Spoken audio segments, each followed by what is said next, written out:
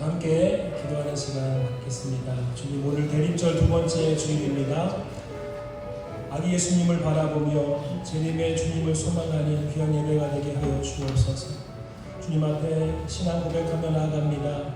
이 자리 가운데 예배의 주인이시오니 임재하시며 다스려 주옵소서. 이 예배를, 우리의 예배를 흠양하여 주옵소서. 다 같이 함께 한 목소리로 기도하겠습니다. 거룩하신 아버지 하나님, 은혜와 사랑을 감사드립니다. 오늘 이 시간 주님 앞에 나와 찬송하며 예배하며 대림절 두 번째 주일을 주님 앞에 올려드립니다. 성령 하나님, 이 자리 가운데 친히 함께 해주시옵소서. 충만히 역사하셔서 이 예배를 주관하시고 이끌어 주옵소서.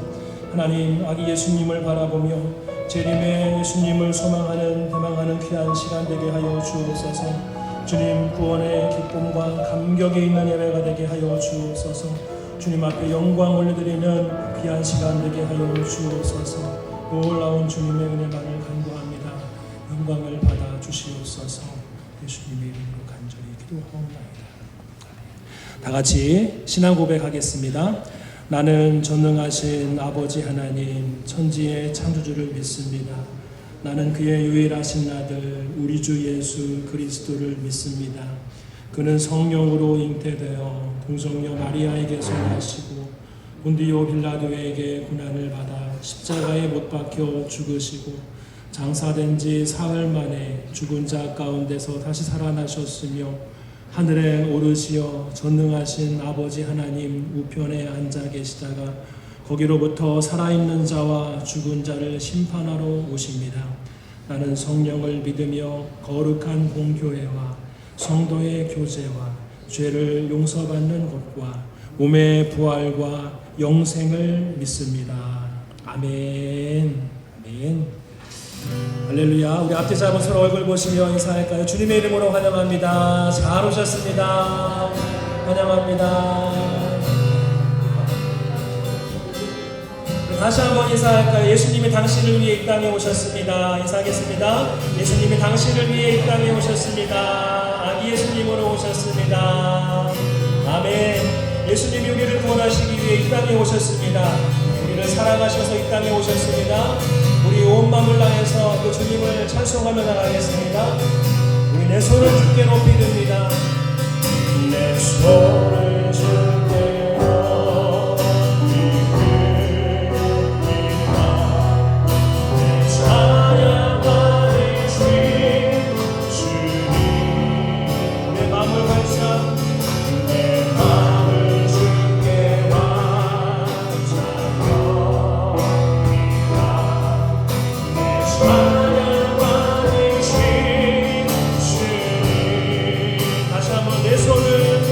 내 손을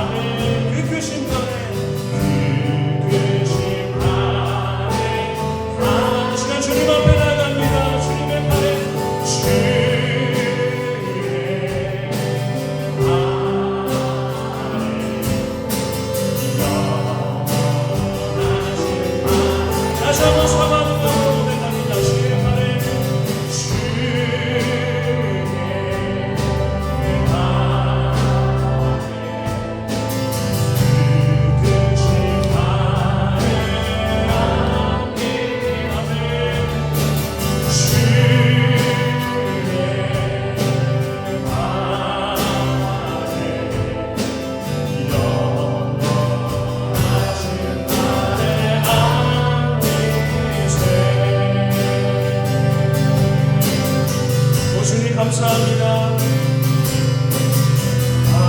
하나님이 세상을 사랑하사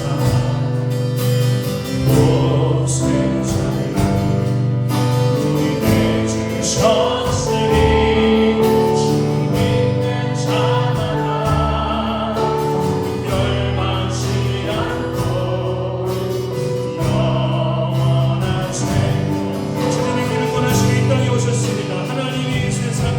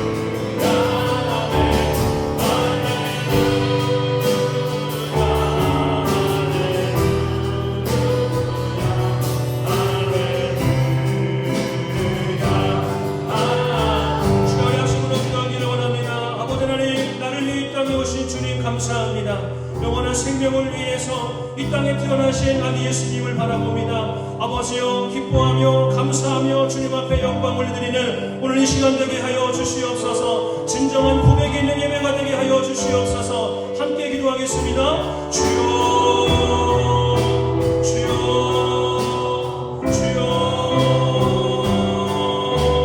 아버지 하나님, 은혜와 사랑을 감사드립니다. 아버지 하나님, 오늘 이 시간 주님 앞에 예배하며 영광을 올려드립니다. 영원히 죽을 수밖에 없었던 나를 사랑하셔서 이 땅에 아버지여 예수님을 보내주시고 여기 예수님의 아버지의 세계를 통하여서 영원 아버지여 생명이라 하심을 감사드립니다. 나를 이 땅에 두신 주님을 찬송합니다. 주여, 그 기쁨에 아버지여, 구원의 기쁨에 아버지여, 감격 가운데 주님을 예비하는 귀한 시간 되게 하여 주시옵소서.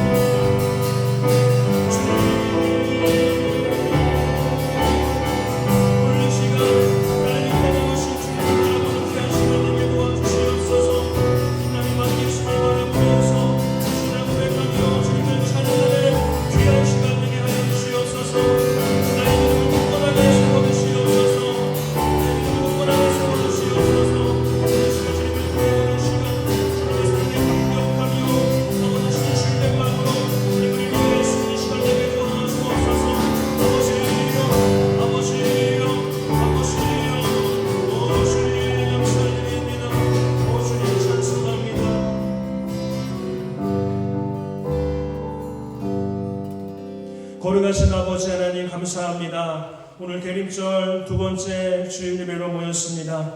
나를 위해 이 땅에 오신 아기 예수님 바라보면서 하나님, 나에게 귀한 생명을 허락하실 주님의 사랑을 다시 한번 깊이 경험하는 오늘 이 예배 시간 되게 하여 주옵소서. 온 마음을 다해서 주님을 높이는 또 그 구원의 은혜 가운데 감사하며 기뻐하며 찬송할 수 있는 오늘 이 시간 되게 하여 주옵소서. 우리 주님만이 영광을 받아주시옵소서. 예수님의 이름으로 간절히 기도하옵나이다. 아멘. 아멘. 네, 할렐루야. 교회 소식을 받으시기 바랍니다.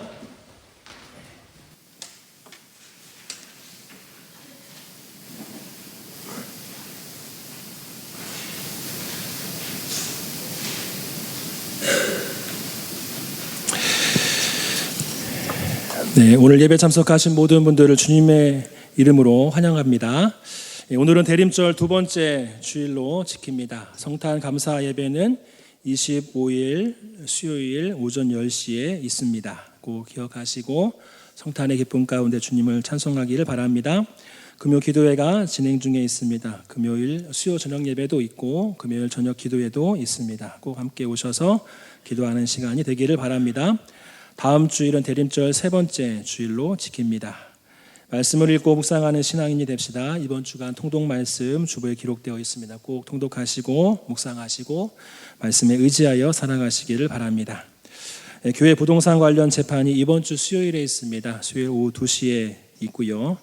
교회에서 한 12시 정도의 차량 이렇게 운행을 합니다. 해당되시는 분들은 꼭 함께 해주시기를 바랍니다. 이렇게 재판이 진행되는데 형식상의 어떠한 재판이고요. 여기에 관련돼서 참석하시는 분들은 문제가 있는 것이 아니라 교회를 위해서 한 번 더 헌신하시는 차원에서 이 재판에 임해 주시는 것을 여러분 꼭 기억하셔야 됩니다.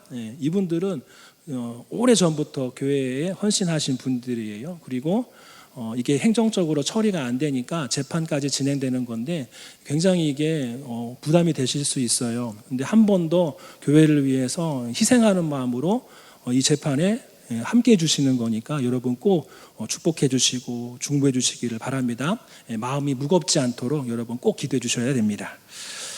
기관총회입니다. 남전도회 총회가 오늘 오전 예배 후에 이 자리에서 있습니다. 그리고 80대, 90대 남성분들은 남전도회가 아니라 이제 모세회로, 여성분들은 한나회로 이렇게 구분이 됩니다. 그래서 다음 주일 오전 예배 후에는 80대, 90대 우리 남성분들 모세회, 여성분들 한나회 모임이 예배 끝나고 있습니다. 80대, 90대 되시는 분들은 다음 주일날 예배 끝나고 꼭 남아주시기를 바랍니다.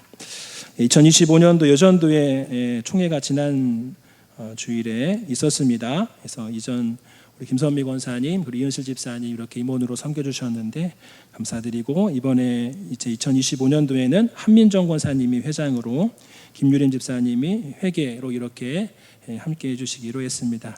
우리 박수로 우리 격려하며 하겠습니다. 네, 감사합니다. 사무총회는 12월 29일 마지막 주일에 있을 예정입니다. 2주 전에 공고여서 다음 주일에 다시 정식으로 공고하도록 하겠습니다. 2025년도 교회 달력이 준비되어 있습니다. 가정 사업장 한 분씩 이렇게 챙겨가시면 되는데 뒤에 좀 남아 있습니다. 꼭 가져가지 못하신 분들은 꼭 챙겨가시기를 바랍니다. 지난 11월 달에 추수감사 주일을 앞에 두고 파키스탄 순교자 자녀 돕기 헌금에 함께 해주셔서 감사드립니다. 총 58만 원 이렇게 모금이 돼서 송금을 했습니다. 잘 사용이 되고 파키스탄에 힘들어하는 그러한 기독교인들 희망 얻고 용기를 얻도록 여러분 끊임없이 기도해 주시기를 부탁을 드립니다. 네, 이번 주가 우리 암송구절 마음이 새기는 마음으로 함께 읽겠습니다. 시작. 마태복음 1장 23절 말씀. 보라, 처녀가 잉태하여 아들을 낳을 것이요 그의 이름은 임마누엘이라 하리라 하셨으니 이를 번역한즉 하나님이 우리와 함께 계시다 함이라. 마태복음 1장 23절 말씀. 아멘. 아멘. 이번 주간도 말씀 암송하면서 나가시기를 바랍니다. 본외로 광고 한 가지만 더 말씀드리면, 성경이 지금 대한성서공회에서 새로운 번역본이 나왔습니다. 새한글 성경이라는 건데, 지금 우리가 갖고 있는 새번역 성경도 굉장히 좋지만은 요즘 이제 새롭게 젊은이들 그리고 예전에 어려운 그러한 용어들을 좀 현대식으로 바꾸는데 원전에 준해가지고 최대한 손상이 없도록 이번에 새롭게 번역본이 출시가 됐습니다. 아마 아직 나오지 않았어요. 아마 어젠가 엊그저께 이렇게 출판한다라고 했는데 내용을 보니까 굉장히 읽기 편하고, 그리고 긴 문장은 좀 짧게 이렇게 해서 이해하기 쉬운 번역본으로 나왔어요. 제가 한번 보고 기회가 되면은 우리 교회 성도님들은 그 성경으로 좀 다 바꾸실 수 있도록 이렇게 하면 좋겠다는 생각을 하는데 아직은 잠정적인 거고요. 제가 한번 더 보고서 그 이후에 결정이 되면 말씀드리도록 하겠습니다. 새 한글 성경이라는 거예요. 한번 꼭 인터넷 한번 참고하시고 한번 확인해 보시기를 바랍니다. 그리고 의견 주시면은 감사하겠습니다. 하나님 말씀을 함께 봉독하겠습니다. 오늘 말씀은 누가복음 3장 1절부터 6절까지 말씀입니다.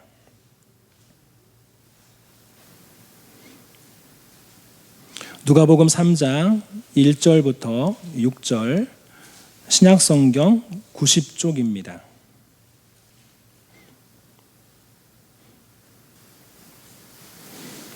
신약성경 90쪽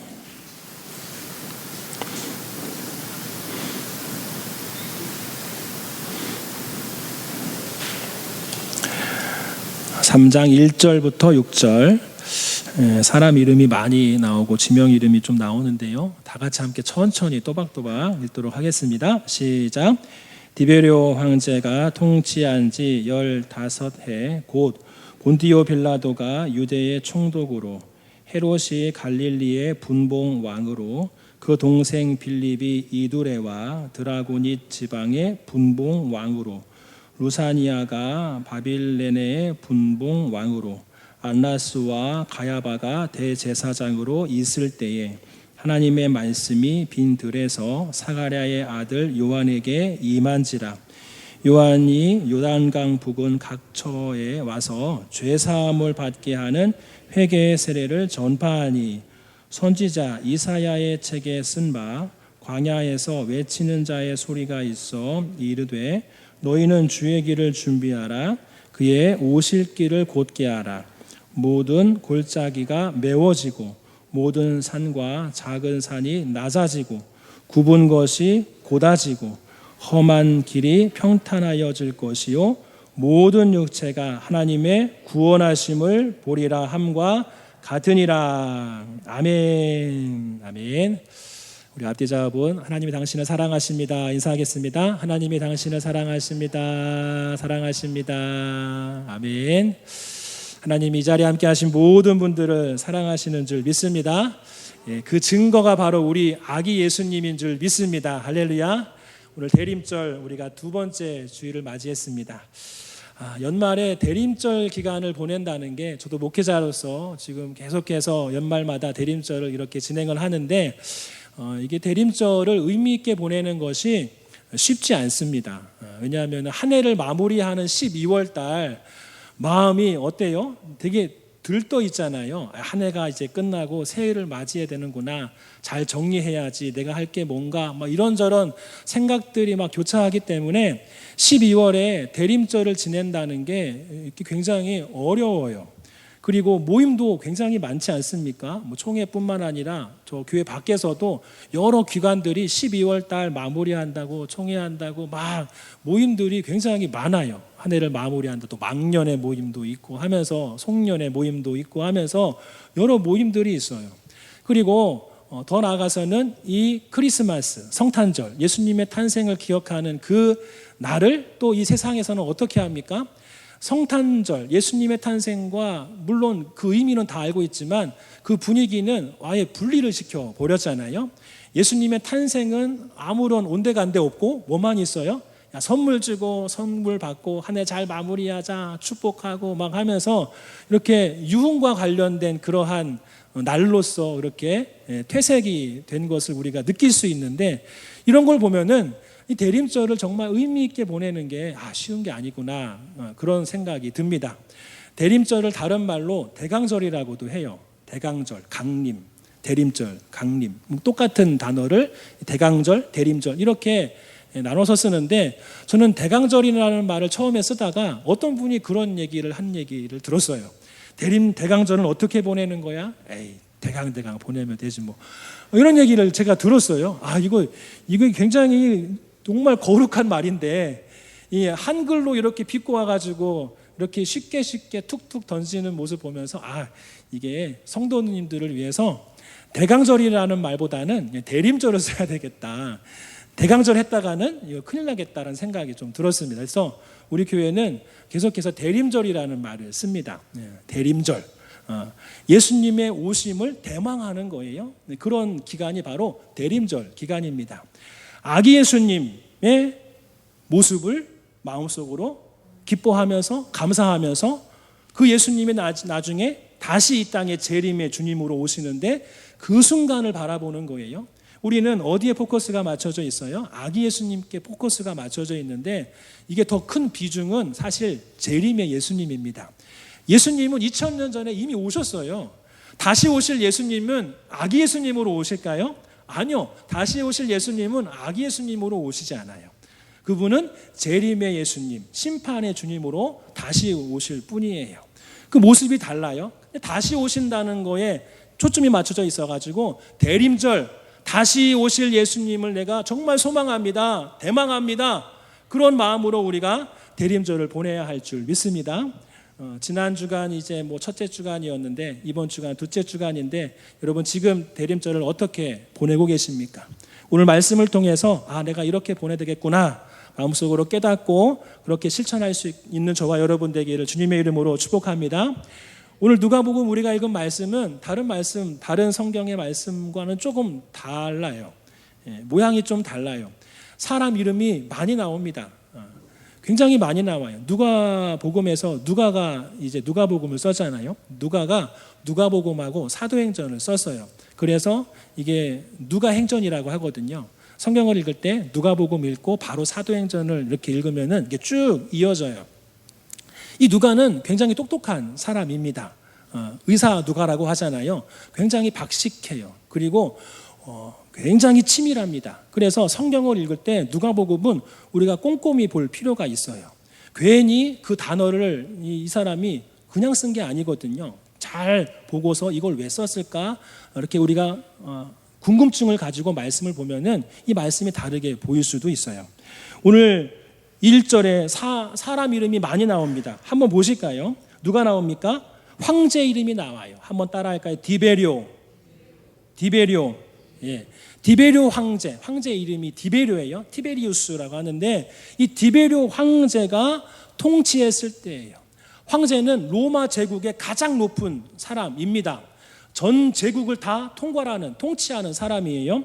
가장 높은 이 디베료 황제가 통치한 지 몇 년이 지난 후에요? 15해, 15년이 지난 시점인 거예요. 15년 동안 지금 이 디베료 황제가 통치했을 때, 그리고 또 유대 총독으로 누가 있을 때요? 본디오 빌라도. 한번 따라할까요? 본디오 빌라도. 예. 본디오 빌라도가 유대의 총독으로 있을 때예요. 황제가 로마 제국을 다 본인이 직접 통치할 수는 없잖아요. 그러니까 중요한 도시, 중요한 지방에는 이 황제가 누굴 세우냐면 총독을 세워요. 총독. 그리고 어떤 지역은 그 지역 출신의 분봉 왕을 세웁니다. 예. 성경에 뭐 헤롯 왕이 나오는데 헤롯 왕은 황제 밑에 있는 사람이에요. 황제가 이렇게 막 좌지우지하는 사람이 바로 분봉 왕인 거예요.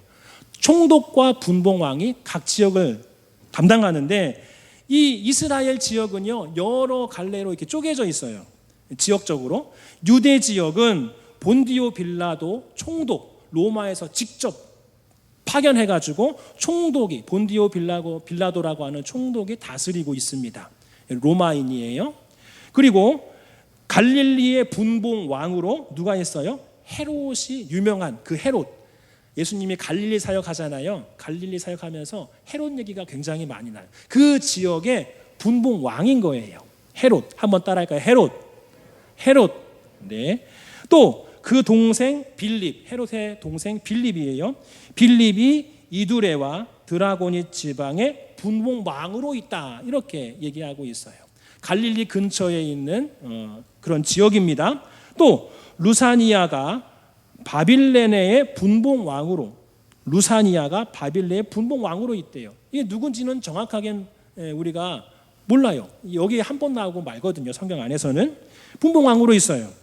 또 이것뿐만 아니라 지금 유대 지역 예루살렘에서 누가 2절 말씀 같이 읽겠습니다. 시작. 안나스와 가야바가 대제사장으로 있을 때에 여기까지. 예. 누가 대제사장으로 있어요?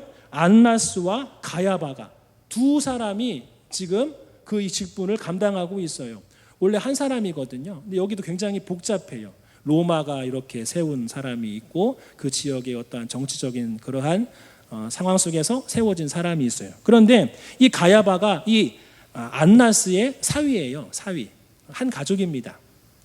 두 사람이 이 직분을 감당하고 있어요. 종교 지도자들입니다. 예루살렘에 있는. 그런데 다 신로마예요. 로마에게 굽신거리는 그러한 사람들일 뿐입니다. 이러한 7명의 사람이 오늘 말씀에 쭉 나열되고 있어요. 그러면서 뭐라고 말합니까? 이 사람들이 황제가 있고 분봉왕이 있고 대제사장이 다스리고 하는 그 때에 어떤 일이 벌어진 거예요? 우리 2절 말씀 크게 읽겠습니다. 시작. 아나스와 가야바가 대제사장으로 있을 때에 하나님의 말씀이 빈 들에서 사가랴의 아들 요한에게 임한지라. 아멘. 우리가 잘 알고 있는 세례 요한이에요.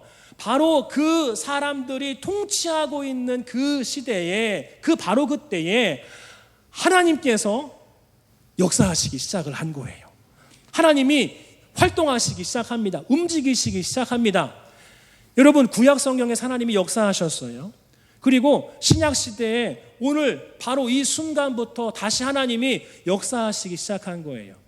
그래서 구약과 신약 사이에 하나님이 침묵한 시간이 있거든요. 기간. 그게 암흑기라고 하거든요. 하나님의 침묵기라고 합니다. 하나님이 오래된 그러한 침묵의 시간을 딱 깨버리는 거예요. 언제요? 이 7명의 사람이 통치할 이 순간까지. 그리고 때가 돼서 하나님이 움직이셔서 요한에게, 사가랴의 아들 요한에게 말씀을 주십니다. 말씀을 주셔요. 그러면 이 요한은 어떻게 행동해야 돼요? 하나님이 말씀을 주셨으면 말씀을 전하는 사람이라는 거예요. 그래서 선지자, 마지막 선지자가 세례 요한이다. 이렇게 우리가 정의를 하거든요. 세례 요한은 성경 안에서, 신구약 성경 안에서 마지막 선지자예요. 마지막. 예수님은 선지자가 아니에요. 저기 무슬림들은 예수님을 뭐라고 합니까? 예수는 선지자야. 이렇게 얘기하거든요. 아니에요. 마지막 선지자는 세례 요한입니다. 그래서 이 세례 요한 하나님의 말씀을 받고서 전합니다. 그것이 3절 말씀에 나와 있어요. 같이 읽겠습니다. 시작. 요한이 요단강 부근 각처에 와서 죄 사함을 받게 하는 회개 세례를 전파하니. 아멘. 요단강 각처에, 요단강에 붙어있는 여러 지역, 각 곳곳마다 움직이면서 거기 안에서 요한이 하나님이 허락하신 말씀을 전합니다. 그것이 뭔 거예요? 죄 사함을 받게 하는 회개 세례를 전파한 거예요. 회개하라, 세례 받으라. 회개하라, 세례 받으라. 그리고 죄 사함을 받으라. 이건 거예요. 한번 따라할까요? 회개하라, 세례 받아라. 회개하고 세례 받아라. 그러면은 너희가 죄 사함을 받게 될 것이다. 이게 하나님의 요한에게 허락하신 말씀인 거예요. 이거 전하는 거예요. 요한이 막 꾸며가지고 본인이 공부해가지고 전한 게 아니라 하나님의 말씀을 받아서 지금 요단강 근처에 있는 각처에서 여러 지역이죠. 모든 각 곳곳마다 가서 회개의 세례를 전파한 거예요. 제가 여기에서 한 가지 궁금증을 드리는 거는 그 7명의 사람 등장하잖아요. 황제부터 해가지고 여러 사람 7명의 이름이 쫙 나열이 된 다음에 세례 요한의 활동이 시작이 되는데 사실 이 7명의 사람을 사실 여기에 나열할 필요가 없거든요. 3장 1절부터 하나님께서 이 요한에게, 사가랴의 아들 요한에게 말씀하셨다. 그리고 그 요한이 요단강 각처에 가서 회개의 세례를 전파하기 시작했다. 쭉 이렇게 시작하면 돼요. 이 황제의 이름, 분봉왕, 총독 이름은 그 이후에 스토리에 맞게 거기에 그러한 서사 가운데에 등장하면 돼요. 갈릴리에 활동할 때 그때 갈릴리를 다스리는 분봉왕이 헤롯이었다. 이렇게 나오면 되는데 오늘 쭉 이 누가는 여기 안에서 7명의 사람을 쭉 나열했단 말이에요. 이 7명의 사람의 이름과 세례 요한의 그러한 활동이 무슨 관계가 있냐는 거예요. 이런 질문을 우리가 가지면서 이 말씀을 보기 원합니다. 왜 오늘 성경 말씀은 7명의 이 통치자들을 쭉 나열했을까? 이것이 세례 요한의 그러한 사역을 시작하는 그러한 시점에서 그 내용과 무슨 관계가 있는 것인가? 그것을 알기 위해서 세례 요한이 선포한 그러한 구약 인용 말씀을 보면 우리가 잘 이해할 수 있습니다. 우리 4절부터 6절까지 같이 읽겠습니다. 시작. 선지자 이사야의 책에 쓴 바 광야에서 외치는 자의 소리가 있어 이르되 너희는 주의 길을 준비하라. 그의 오실 길을 곧게 하라. 모든 골짜기가 메워지고 모든 산과 작은 산이 낮아지고 굽은 것이 곧아지고 험한 길이 평탄하여질 것이요 모든 육체가 하나님의 구원하심을 보리라. 아멘. 세례 요한이 회개의 세례를 전파했어요. 회개해. 너희들 회개해. 회개의 세례를 받아. 물 세례를 받아. 이것만 보면은 어떤 느낌이에요? 손가락질 하는구나. 지금 이스라엘 백성들을 향해서 너희들 죄인이야. 너희들 회개해. 굉장히 무섭게 선포하는 것 같잖아요. 그런데 세례 요한이 오늘 이 이사야의 말씀, 이사야서 40장이거든요. 40장의 말씀을 쭉 가지고 온 것은 사실 이스라엘 백성을 향해서 손가락질, 너희들을 향하여서 책망하기 위해서 이스라엘을 향한 책망의 말씀이 아니에요. 이사야 40장은요. 바벨론의 포로로 끌려간 백성들을 향하여서 조금만 기다리면 하나님이 너희를 어떻게 하신다? 다시 예루살렘으로 고향 땅으로 돌아오게 할 거야. 포로에서 귀환하게 할 거야. 그 내용이 이사야 40장 말씀이에요. 그러니까 책망의 말씀이 아니라 뭔 거예요? 구원의 약속을 선포하는 거예요. 그 오늘 4절부터 6절 40장의 일부분, 이사야 40장의 일부분을 이 세례 요한이 가지고 온 것입니다. 광야에서 외치는 자의 소리가 있어 이르되 너희는 주의 길을 준비하여 그의 오실 길을 곧게 하라. 모든 골짜기가 메워지고 모든 산과 작은 산이 낮아지고 굽은 것이 곧아지고 험한 길이 평탄하여질 것이요 모든 육체가 하나님의 구원하심을 보리라. 너희는 주의 길을 준비하라. 한번 따라할까요? 주의 길을 준비하라. 예. 너희들 이제 그 바벨론 포로에서 돌아올 거야. 그날을 준비해. 그날을 준비해. 주의 길을 준비해. 그러면 이 7명의 통치자들은 왜 나왔을까요? 지금 7명의 통치자들이 통치하는 그 시대를 지금 바벨론하고 이렇게 연결짓는 거예요. 오늘 말씀의 5절 말씀이 바로 그 내용입니다. 이스라엘 백성의 상황을 잘 얘기해주고 있어요. 이 1장, 2장에 나오는 그 통치자들 때문에 이스라엘 백성이 지금 어떠한 상황인지를 잘 얘기해주고 있어요. 우리 5절 말씀 같이 읽겠습니다. 시작. 모든 골짜기가 메워지고 모든 산과 작은 산이 낮아지고 굽은 것이 곧아지고 험한 길이 평탄하여질 것이요. 여러분, 지금 이스라엘 백성이 어떠한 상황에 있는 거예요? 이 7명의 통치자 때문에 굉장히 힘들어요. 황제가 있고 밑에 분봉왕, 대지사장들이 있어요. 다 로마의 사람들입니다. 그런데 이 분봉왕, 특히 분봉왕들은 총독과 함께 분봉왕들은 서로 뭐 하는 사이냐면은 경쟁하는 사이예요. 경쟁. 황제 앞에서 경쟁하는 거예요. 내가 더 잘났다. 내가 더 능력 있다. 거기 안에서 있는 거예요. 어젯밤 잠 못 이루셨을 것 같아요. 교회 여기 우리 대한민국이 지금 난리가 났잖아요. 그렇죠?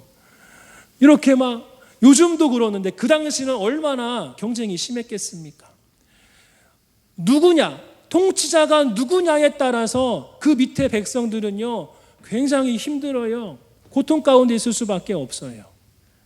정치가들이 어떠한 활동을 하느냐에 따라서 백성들만 신음하는 거예요. 지금 이 7명의 통치자들이 쭉 나열된 것은 지금 이스라엘 백성이 어떻다는 거예요? 힘들다는 것을 단면적으로 보여주는 거예요. 어떻게요? 모든 골짜기가 메워진다라고 했는데 골짜기인 거예요. 골짜기. 이스라엘 백성이 지금 골짜기의 상황인 거예요. 그들의 삶이 골짜기와 같습니다. 골짜기는 뭐 여름에 계곡 가면 좋긴 하겠지만 이건 그런 내용이 아니라 힘들다는 거예요.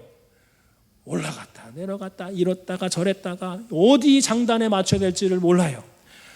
갈릴리 사람도 유대인이고 유대 지역 사람도 유대인이고 오늘 말씀에 나오는 뭐 이두레와 드라곤이 또 갈릴리 근처의 사람인데 다 유대인들이 거기 안에서 지내고 있는데 어느 장단에 맞춰서 살아야 할지를 몰라요. 저 분봉왕은 이렇게 얘기하고 이쪽 분봉왕은 이렇게 얘기하고 또 유대 지역의 총독은 그렇게 얘기하고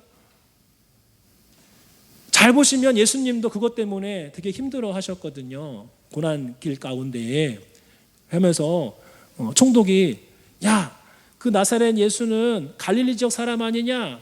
거기 분봉왕 헤롯에 보내라. 왔다 갔다 하는 것도 다 이제 거기 안에 알력이 있기 때문에 그런 거예요. 유대 사람들이 지금 완전히 골짜기를 지나가고 있는 거예요. 또 5절 말씀처럼 그들의 삶에는 산들이 겹겹이 있습니다. 높은 산, 낮은 산, 할 것 없이 그들의 삶의 모습이 그대로 이런 것과 같다라는 거예요. 그들의 앞날은 어떤 거예요? 굽었습니다. 굽이 굽었어요. 고든 길이 아닙니다. 험난합니다. 평탄한 길이 아니에요. 괴로운 길을 지금 그들이 그 인생길 가운데 살아가고 있어요. 지금 7명의 통치자들은 무엇을 보여주고 있는 거예요? 구원이 필요한 이스라엘 백성의 그 마음속에 강팍한 마음, 괴로워하는 마음, 고통과 슬픔을 지금 이 7명의 통치자의 이름을 통해서 보여주고 있는 거예요. 이 7명의 통치자 가운데 너희들 힘들었지. 그런데 하나님께서 사가랴의 아들 요한에게 말씀하셨어.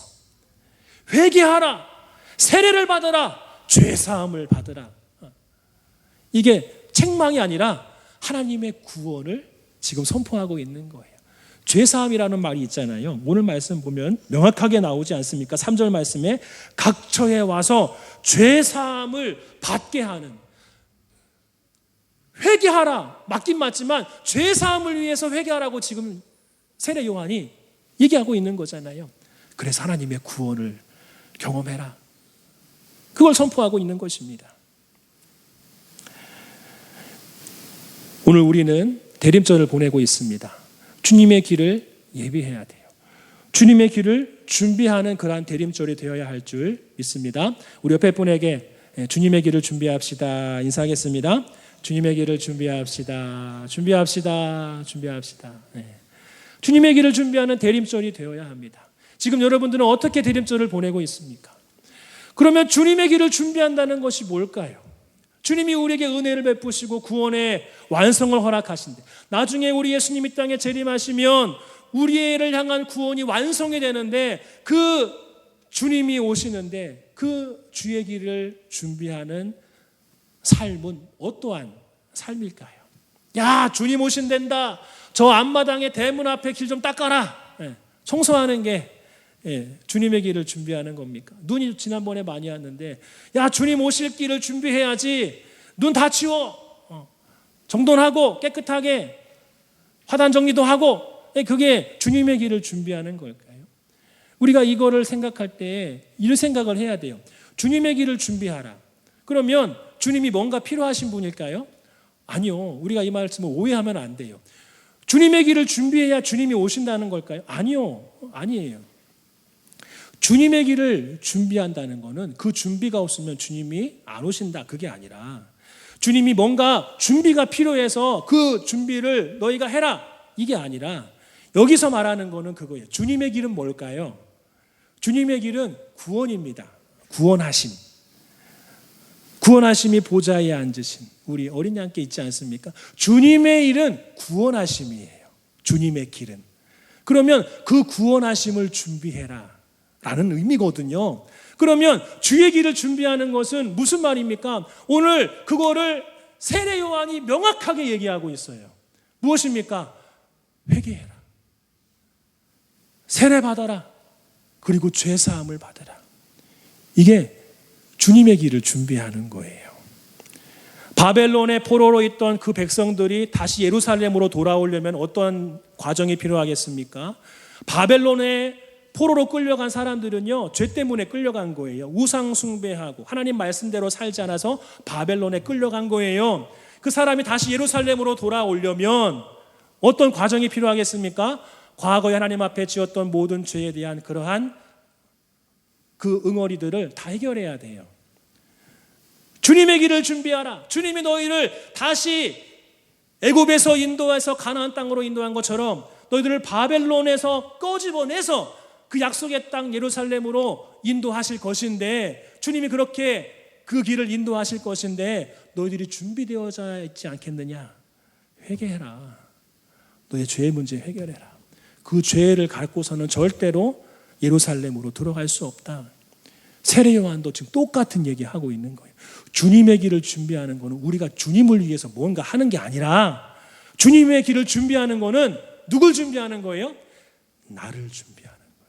나를. 주님의 구원하심에 내가 문제가 되지 않도록 나를 준비해라. 그것입니다. 나를 준비해라. 한번 따라할까요? 주님의 길을 준비하는 것은 나를 준비하는 것이다. 그렇죠. 나를 준비하는 게 주님의 길을 준비하는 거예요. 주님이 우리를 구원하시려고 딱 왔어요. 왔는데 내가 준비가 안 됐어요. 내가 준비가 안 되면 주님의 구원이 나에게 임할 수 있겠습니까? 구원의 완성이 있겠습니까? 구원의 완성이 나에게 임할 수 있겠습니까? 아니요. 아닙니다. 주님의 길을 준비하는 것은 내가 주님의 구원하심에 합당한 자로서 준비되어 있어라, 그런 얘기하는 거예요. 주님이 언제 올지 모르니까, 도적같이 오신다고 했으니까 언제 오실지 모르니 항상 깨어 있어라, 준비되어 있어라. 그게 무엇이냐? 죄의 문제 해결하는 것이다라는 거예요. 뭐 계엄령이 정말 도적같이 임했잖아요. 그걸 보면서 야, 예수님 정말 도적같이 오시는구나. 이와 같지 않겠나? 그런 생각을 좀 해봅니다. 내가 준비되어 있는 것이 주님의 길을 준비하는 거예요. 12월 우리가 대림절을 보냅니다. 우리가 어떻게 이 대림절을 지금 맞이하면서 이 대림절을 보내야 되겠습니까? 2024년도 우리의 삶을 돌아보면서 주님 앞에 해결하지 못한 것을 풀어낼 수 있는 그러한 기간이 바로 대림절이 되어야 할 줄 믿습니다. 특별히 뭐요? 죄에 대한 부분들. 죄는요, 하나님과의 관계 안에서도 죄가 있지만 다른 사람과의 관계 안에서 지은 죄도 하나님을 향한 죄가 될 수 있다는 것들을 여러분 꼭 기억하시기를 바랍니다. 대림절 이번 주 우리가 두 번째 주간 보내는데 주님의 길을 준비하는 자, 나를 준비하는 것으로서 이번 주간 한 해 동안 내가 주님 앞에 지었던 죄가 뭐가 있었지? 회개하지 못했던 죄가 뭐가 있지? 주님 앞에 내가 연초에 다짐했던 그러한 내용들을 내가 순종하지 못했다라고 한다면 그게 뭐가 있을까? 내가 우리 가정 안에서 혹시 하나님 앞에 지은 죄가 뭐가 있지? 내 아들, 딸들을 향하여서 또 부모님을 향하여서 지은 죄가 뭐가 있지? 또 이웃들을 향해서도 죄가 있을 수 있잖아요. 내가 우리 주변의 이웃들을 향해서 내가 뭐 잘못한 건 없을까? 말씀대로 순종하지 못했던 모습들은 혹시 뭐가 있지 않을까? 돌아보는 그러한 시간이 되어야 할 줄 믿습니다. 혹시 내 마음적으로 주님 앞에 안 좋은 마음을 품고 있었던 적은 없을까? 회개하지 않은 것 중에 주님 앞에 주님의 용서를 구하고 십자가의 보혈을 의지하고 주님 앞에 회개하지 않은 나의 죄가 뭐가 있을까? 여러분, 이거 해결하고 새해를 맞이해야 됩니다. 이거 해결하고 성탄절을 우리가 맞이해야 됩니다. 그래야 주님 오실 길을 준비한 자로서 성탄에 임하기 합당한 그러한 그리스도인이 될 줄 믿습니다. 할렐루야. 내가 죄가 뭐가 있을까? 나의 죄가 뭐가 있지? 주님 앞에 회개해야 할 게 뭐가 있지? 돌아보십시오. 그러면 한두 가지 이상은 꼭 있을 거예요. 한두 가지 이상. 사람의 마음을 내가 아프게 하진 않았을까? 말 한마디로. 살인하지 말라. 예수님 그 말은 상대방에게 아픔을 준 것, 말로 상처를 준 것도 살인하는 죄라고 했는데 내가 혹시 내 말 한마디로 상대방의 영혼에 고통을 안겨준 것은 없을까? 돌아봐야 할 줄 믿습니다. 그것을 회개하는 것이 다시 오실 예수님의 길을 준비하는 성도의 모습인 줄 믿습니다. 네. 대림절 이렇게 보내십시오. 이번 주간 꼭 주님 앞에 회개하시기를 바랍니다. 네. 이거는 저기 이 회개는요, 저기 서울의 부잣집 동네에서는 이런 회개해라 이런 설교를 잘 못한대요. 현재가 좋거든요. 재림에 대한 설교도 잘 못해요. 현재가 좋으니까. 근데 회개가 어느 순간부터 한국교회 가운데 소리 없이 사라졌잖아요. 그렇죠? 7, 80년대는요. 부흥회하면은요. 첫째 날은 무조건 회개예요. 첫째 날은 무조건 회개부터 쭉 시작을 해요. 근데 요즘 부흥회는 어때요? 아니요. 그런 게 없어요. 그런 게 없어요. 조금씩 지금 회복되고 있긴 하지만은 어느 순간부터인가 죄에 대해서 우리가 무뎌진 그러한 신앙의 모습으로 살아가고 있는 것을 발견할 수 있습니다. 이번 대림절 기간 오늘 이 세례 요한의 말씀, 주님이 우리의 골짜기가 메워지도록 모든 산과 작은 산이 낮아지고 굽은 것이 곧아지게 하기 위하여 험한 길이 평탄하게 하려고 지금 나를 위해서 그 마지막 구원의 완성을 준비하고 계시는데 내가 준비되지 못했다라고 한다면 큰 낭비 아니겠습니까? 우리 옆에 분에게 회개합시다 인사할까요? 회개합시다. 회개합시다. 회개할 수 있는 것도 은혜예요. 이게 어떤 분들은요, 나 회개할 거 아무것도 없는데 많은데 본인이 모르는 거 굉장히 불행한 거예요. 이번 주가 꼭 회개함으로 집에 있을 때나 길거리에 있을 때나 교회 나오셔서 기도하든 주님 앞에 회개하면서 대림절을 보낼 수 있는 재림의 예수님, 심판해 주러 오실 예수님의 길을 준비할 수 있는 성도가 되기를 주님의 이름으로 축복합니다. 우리 함께 기도하겠습니다. 시간이 많이 갔는데 우리 기도할 때 아버지 하나님 2024년도 대림절을 우리가 보내고 있습니다.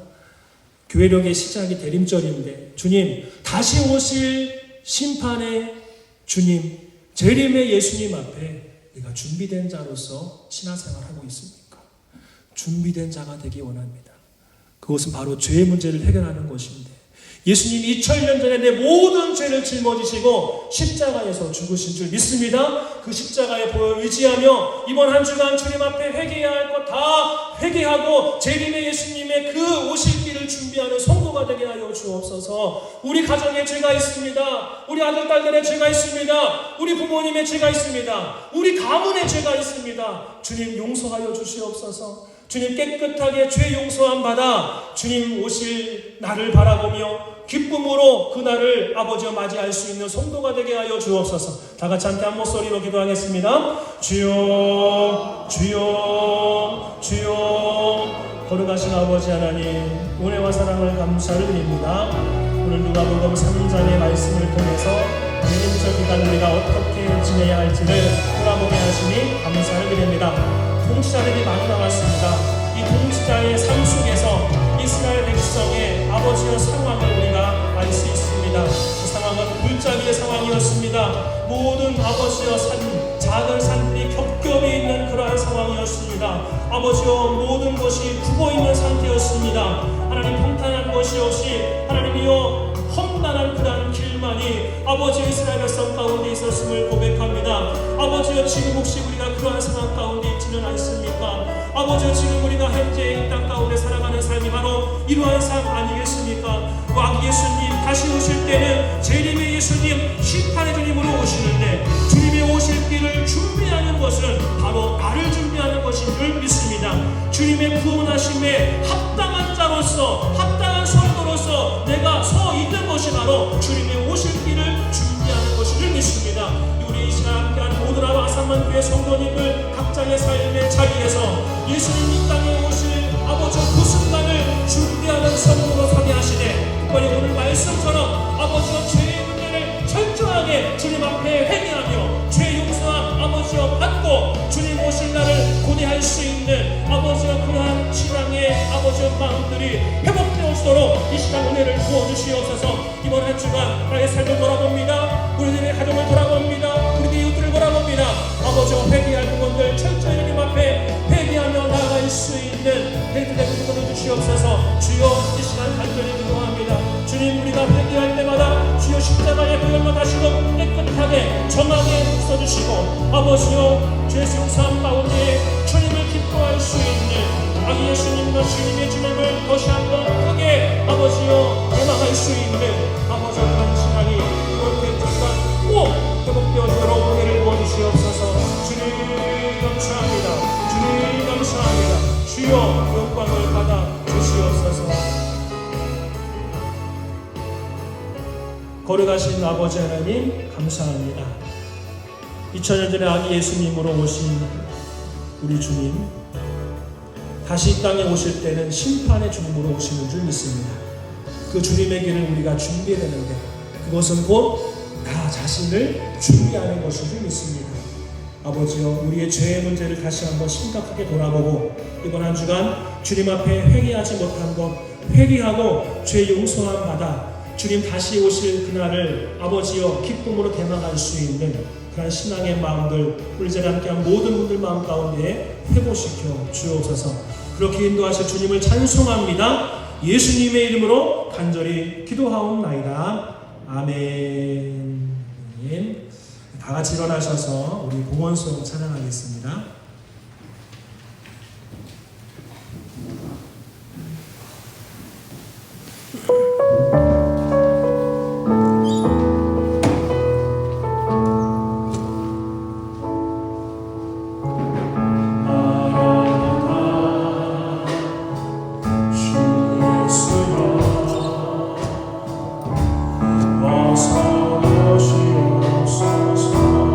땅의 모든 족속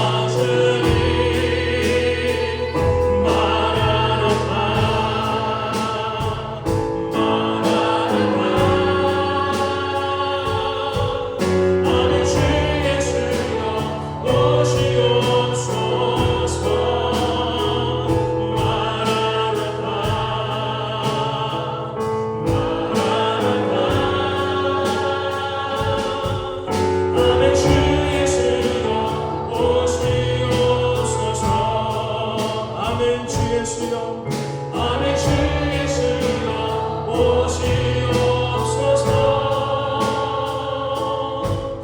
아멘 주 예수여 오시옵소서. 네, 예배가 끝나고 남전도에 총회가 있습니다. 나오시기 바랍니다. 기도하겠습니다. 거룩하신 아버지 하나님, 은혜와 사랑을 감사를 드립니다. 오늘 대림절 두 번째 주일 주님 앞에 나와 신앙 고백하며 기뻐하며 영광 돌리게 하심을 감사를 드립니다. 하나님, 오늘 그 신앙의 고백을 담아서 이 시간 귀한 예물을 주님 앞에 올려드립니다. 주님이 우리의 삶의 전부이심을, 주인이심을 고백하며 10의 1조를 정성껏 구별하여 거룩히 구별하여 올려드립니다. 하나님의 인도하심에 감사하여 마땅히 올려드려야 할 감사의 예물을 올려드립니다. 주의 몸된 교회를 온전히 세우고자 건축 헌금을 드립니다. 영혼을 사랑하는 마음으로 성경음을 정성껏 구별하여 올려드립니다.